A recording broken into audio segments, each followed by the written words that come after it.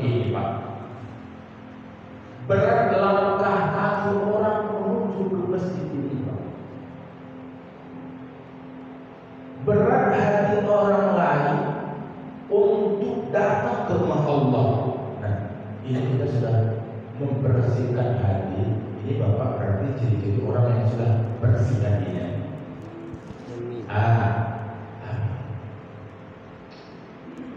Kenapa? Di dalam tidur ini jangan sampai kita ketiduran Pak. Bagaimana maksud dalam tidur sampai ketiduran? An-nasu niyamun, manusia ini dalam keadaan tertidur. Famadu intabahu, ketika dia mati maka baru dia terjaga.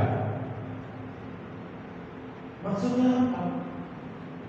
Kita terlalu tidak ikhlas dalam melepaskan dunia di dalam kalbu kita Pak. Terlalu lalai dengan goncangan dan hayatan yang terjadi di dalam dunia ini. Ini penyebab faktor utama kenapa kita tertidur di dalam dunia ini. Perlu sedikit pemberitahuan. Saat kita dalam keadaan sakratul maut, ya, kita merasakan kejadian sakratul maut, menyaksikan apa yang terjadi ketika kita berjumpa dengan malaikat maut. Kita menyaksikan Pak, melihat dengan mata telanjang. Di situ tersadar hati kita. Ternyata yang dikatakan oleh para nabi, oleh Allah, oleh para ulama tentang malaikat maut benar adanya. Saat kita langsung menyaksikan malaikat maut hendak mencabut nyawa kita, Pak, sakitnya sakratul maut ini, ya, ini coba lihat tangan saya Pak. Kalau seandainya digores di tangan kita pakai pisau, sakit nggak Pak? Sakit. Sakit banget atau sakit aja? Sakit aja. Sakit aja. Kalau sedikit. Nah, setelah digores tangan kita begitu dalam atau di paha, ya, kemudian diambil pisau tersebut, dicelupkan ke dalam api yang membara sehingga merah warna pisau tersebut, lalu digores sekali lagi paha kita saat disayat kembali. Sakit kira-kira berapa? Sakit banget. Itu masih belum seberapa sakit ketika kita melakukan sakratul maut ini Pak. Nah, saat proses sakratul maut itu mulai menunjuk kaki, kita merasakan kesakitan yang begitu parah. Rasulullah saja saat sakratul maut merasakan yang begitu dahsyatnya. Itu padahal Habib Allah, kekasih Allah. Bagaimana dengan kita yang masih penuh dengan maksiat ini? Maksiat badan, maksiat batin. Tidak tahu bagaimana kesakitan yang akan kita rasakan ketika kita menghadapi sakratul maut. Pak, Bu, perlu diketahui saat badan kita terbujurkan, arwah sudah diambil oleh malaikat maut. Ya. Saat itulah kita sudah menghadap Allah. Tapi perlu Bapak ketahui, saat kita pertama ditarik arwah tersebut, kita memang sadar, ya, sadar. Tetapi saat kita sudah keluar ruhnya dari tubuh kita, kita persis kayak orang tidur. Kita tahu kita akan tidur, tapi kita tidak pernah tahu kapan kita akan tidur. Benar nggak? Nah, seperti itulah kira-kira ketika kita sakratul maut. Nah, di saat nyawa telah melayang terbang diambil oleh malaikat, di saat itulah kita menyaksikan tubuh kita ini terlanjur kabur, dan kita menganggap bahwa hal kejadian tersebut adalah sebagai sebuah mimpi buruk bagi kita. Kita menganggap kematian yang perkara pada kita tersebut adalah sebuah mimpi yang belum pernah kita rasakan mimpi tersebut, yang begitu nyata jelas terlihat dalam kita. Saat itu apa yang kita katakan? Ya Allah, saya ingin lepas dari mimpi ini ya Allah. Saya tidak sanggup menderitakan mimpi yang seperti ini ya Allah. Saat prosesi pemandian jenazah oleh kerabat terdekat kita, Pak, ya, kita menyaksikan hal tersebut. Istri kita, anak kita, di saat menangisi jasad tubuh kita yang telah hilang rohnya, meratapi kepergian kita, kita menyaksikan hal tersebut. Lalu apa kita katakan kepada istri kita, kepada suami kita, kepada anak kita? Wahai anakku, istriku, suamiku, jangan kau tangisi bangkai ini, wahai istriku. Kakanda ada di sampingmu, ayah dan ada di pihakmu. Itu yang kita katakan kepada kerabat yang kita tinggalkan. Namun tak seorang pun dapat mendengarkan keluh kesah yang kita keluarkan dari mulut kita. Nah, setelah pengantaran jenazah ke masjid, lalu disolati oleh imam dan para jamaah, kita menyaksikan hal tersebut, Pak. Kita melayang-layang terbang menyaksikan sholat jenazah untuk diri kita, Pak. Setelah sholat jenazah selesai, kemudian digotong mayat kita, dibawa ke tempat peristirahatan terakhir kita. Lalu di situ kita meratapi kembali kepergian kita, Pak, seolah-olah itu masih mimpi bagi kita, Pak. Kita masih ingin keluar dari mimpi tersebut. Bagaimana caranya kita ingin keluar daripada mimpi tersebut? Kita kan sering kayak gitu, ya. Kalau misalnya ada mimpi buruk ketemu sama saudaraku atau kuntilanak, kita sering pengen keluar dari mimpi tersebut. Atau kita biasanya mimpi kejar-kejar hutang, kita sering pengen keluar. Pasti kita sadar kalau itu adalah sebuah mimpi dan kita ingin keluar. Nah, perasaan ini juga akan terjadi ketika kita saat digotong mayat kita ini. Saat prosesi pengambilan jenazah dari keranda dimasukkan ke dalam liang lahat, Pak, ya. Kemudian dari pihak penggali kubur menaruh tanah sedikit demi sedikit ke dalam kubur kita, ditutupi. Setelah proses itu terjadi, Pak, seberapapun cinta istri kita kepada diri kita, Pak, seberapapun sayangnya anak kita kepada kita, Pak, cinta kita kepada mobil, harta, rumah, dan jabatan, semuanya akan melambaikan tangan. Selamat jalan wahai suamiku, selamat jalan wahai ayahku, selamat jalan wahai istriku. Kita sendiri terbaring di sana. Nah, saat kita sudah berada di dalam kubur, saat itu Allah memerintahkan kepada malaikat rahmat untuk meniup kembali arwah kita. Ya. Jadi di dalam kubur kita akan merasakan kehidupan kembali, Pak. Nah, Di saat malaikat ini menyuruh memanggil kembali roh ke dalam tubuh kita, terbuka mata kita.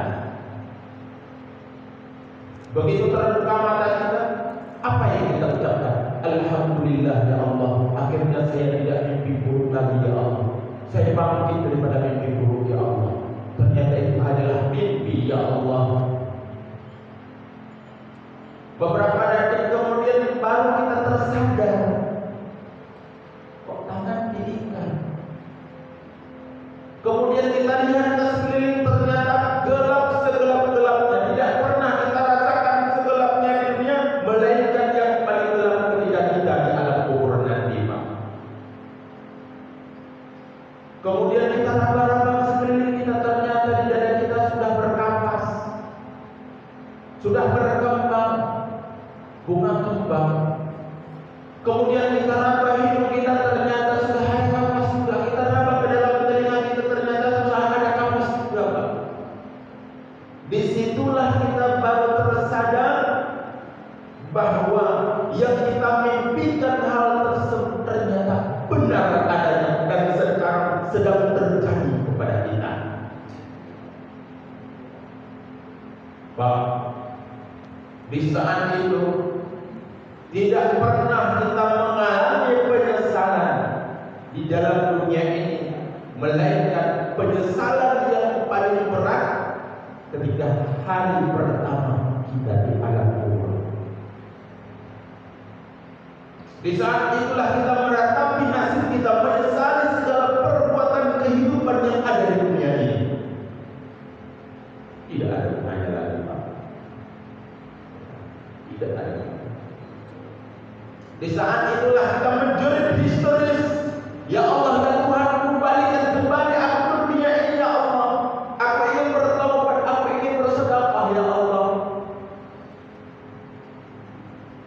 Tapi apa? Apakah Allah akan kembalikan kita kembali? Tidak. Kalau balik, Tuhan tidak. Di saat itulah kita mengharap secercah doa dari anak-anak kita. Di saat itulah kita mengharap secercah pahala dari apa yang telah kita wakafkan, yang telah kita sedekahkan untuk masjid. Disitulah kita mengharap secercah doa dari istri kita, kerabat kita, famili kita. Tapi ternyata kita sadari anak kita ternyata tidak ada didikan rohaniyahnya. Ternyata istri kita tidak ada didikan agamanya.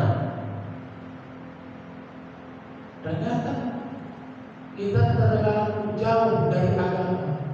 Saat ada kematian tetangga kita, kita tidak pernah datang. Bagaimana saudara-saudara kita yang datang kepada kita? Nah, disinilah peratapan yang sangat panjang, Pak. Sebelum hal ini terjadi, maka dari sinilah kita belajar untuk bersih, Pak. Berbicara masalah kematian, seolah-olah ini, Pak, kematian ini hanya terjadi kepada orang lain, benar nggak? Benar nggak? Misalnya di masjid ini ada pengumuman baik dari imam ataupun pengurus masjid, inna lillahi wa inna ilaihi raji'un, telah berpulang rahmatullah salah seorang kerabat kita, saudara kita. Seolah-olah kematian itu hanya terjadi kepada mereka dan kita tidak mengalami hal tersebut. Benar kan? Pak, Bu, perasaan yang seperti itu juga dirasakan oleh orang-orang yang telah meninggalkan kita sudah ke tanah. Perasaan itu juga pernah timbul di dalam hati mereka yang telah mati, Pak. Sebenarnya kita tidak lama hidup di dunia ini, Pak. Contoh saya bilang, saya punya seorang adik sepupu, ya. Adik sepupu saya itu hampir sepantaran dengan saya, hampir sebaya dengan saya. Jadi dia ini sudah meninggalkan dunia ketika umurnya 10 tahun. Berarti 10 tahun kalau bagi perempuan sudah balik, ya, karena balik ini umur 9 tahun. Jadi selama 1 tahun, dari 9 tahun ke 10 tahun itu dia sudah dihitung mukallaf. Nah, sekarang sudah sekitar 6 tahun lebih, hampir 10 tahun dia sudah meninggalkan dunia ini. 10 tahun lebih, 10 tahun dia sudah meninggalkan dunia ini.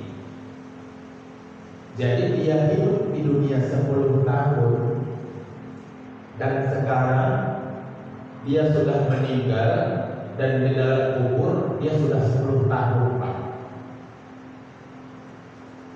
Siapa berani jamin besok pagi kiamat, Pak? Siapa berani jamin minggu depan kiamat, Pak? Tidak ada. Mungkin bisa saja 20 tahun, bisa sampai 100 tahun kemudian, bisa jadi 200 tahun kemudian. Tapi adik sepupu saya, dia cuma bisa hidup di dunia ini 10 tahun. Sedangkan dia harus menunggu akhirat beratus-ratus tahun atau berpuluh-puluh tahun. Tidak ada kepastian. Umur kita juga begitu, Pak. Paling lama kita bisa hidup di dunia ini kan 70 tahun. Ya, 70 tahun loh, Pak. Itu sudah umur di atas standar. Nah, ketika meninggal tidak ada jaminan kita akan menemukan hari kiamat ini 10 tahun atau 20 tahun, Pak. Otomatis yang perlu saya garis bawahi adalah kita lebih lama hidup di alam kubur ketimbang hidup di alam dunia ini. Lalu apa yang ingin kita kejar? Apa yang ingin tidak mau membersihkan hati ini, Pak? Atas dasar apa kita terlalu menggenggam dunia lalu masukkannya ke dalam hati, sehingga berat untuk melakukan ibadah ini? Atas dasar apa? Kalau misalnya kita sudah terbuai dengan bujuk rayu dunia, malah matikan lampu kamar, Nah, di situ ini metode yang saya praktek sendiri saya agar melembutkan hati. Bapak raba-raba kulit Bapak. Nah, kalau yang ibu-ibu ada pakai skincare, anak-anak suruh juga kayak gini. Raba-raba kulit. Kalau saya masih belum ribut, Pak. Nah, apalagi Bapak yang sudah ribut, makin enak kita untuk melakukan ini. Raba kulit. Ini kulit ini kasarkan dalam ini akan menjadi bangkai. Sebagaimana kita lihat bangkai-bangkai yang lalu, begitu juga kulit kita ini, Pak. Kita hadapkan Allah seolah-olah ketika kita mandikan lampu itu adalah sebuah alam kubur yang akan kita alami kelak. Itu cara untuk melembutkan hati, Pak. Cara untuk ikhlas dalam beribadah. Karena nasihat yang paling bagus adalah nasihat tentang kematian. Kenapa? Karena ada perasaan khauf, takut, sehingga rasa khauf tersebut dapat melunakkan hati yang sudah keras. Apa tanda orang yang sudah lunak hati?